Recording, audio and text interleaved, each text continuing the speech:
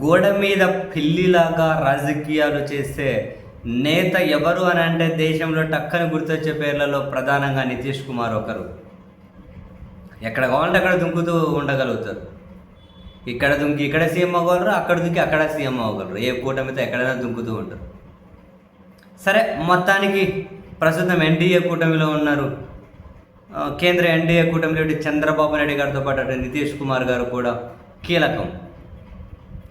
అలాంటి నితీష్ కుమార్ రాజకీయ శకం దాదాపు ముగిసింది.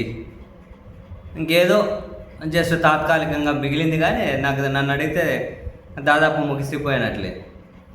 ఎందుకంటే ఈరోజు బీహార్ ముఖ్యమంత్రిగా ఆయన రాజీనామా చేయబోతూ ఉన్నారు. రాజ్యసభకు వెళ్తూ ఉన్నారు.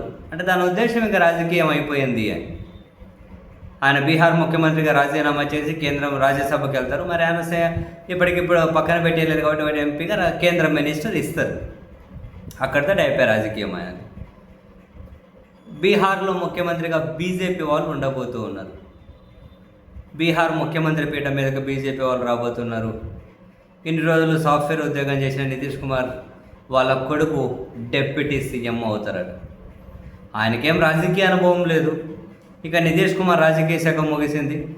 దాదాపు ఇంకా జేడీయూని బీజేపీ మింగేసినట్లే. ఈరోజు కాకుండా 2-3 ఏళ్ళ తర్వాత అయినా కానీ జేడీయూని బీజేపీ మింగేసినట్లే అయిపోయింది అక్కడితో. ఇంకా మీరు గుర్తుపెట్టుకోండి. ఇంకా మళ్ళీ ఆ జేడీని ఇంకెవరో వచ్చి నడిపించి చేసేది ఉందంటే నెట్టుకొస్తారేమో.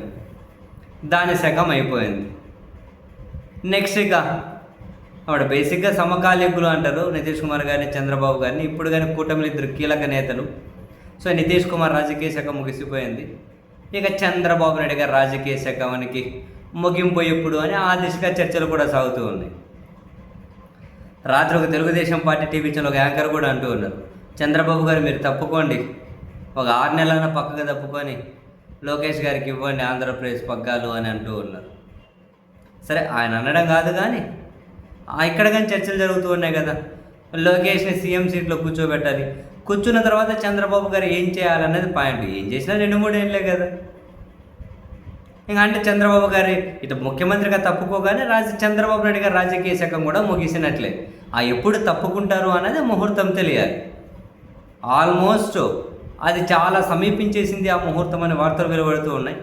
ఇంకా ఆ తర్వాత చంద్రబాబు గారు కూడా ఏమన్నా కనుక కేంద్రంలో రాజ్యసభకి వెళ్ళి కేంద్ర మంత్రి ఏమన్నా అవుతారేమో తెలియదు. లేదు ఏదో స్టేట్కి వెళ్ళి గవర్నర్గా కూర్చొని అక్కడ ఇంకా మిగిలిన కాలం గడిపేస్తారేమో తెలియదు. అంటే ఇంకా ఆయన అక్కడ సీఎంగానే నితీష్ తప్పుకున్నారు, ఆయన శకం అయిపోయినట్లే. ఇంకా పొలిటికల్ చాప్టర్ క్లోజ్. ఇక్కడ చంద్రబాబు గారు కూడా సీఎంగా తప్పుకుంటారు. తర్వాత ఆయనకి ఏమి ఇచ్చినా ఇంకా political chapter close. So Nitish ముహూర్తం అయిపోయింది. ఇక చంద్రబాబు గారి ముహూర్తం ఎప్పుడు అన్నది చూడాలి. ఎటు జరగబోయేదే. తప్పకుండా ముగిసిపోయినట్లే.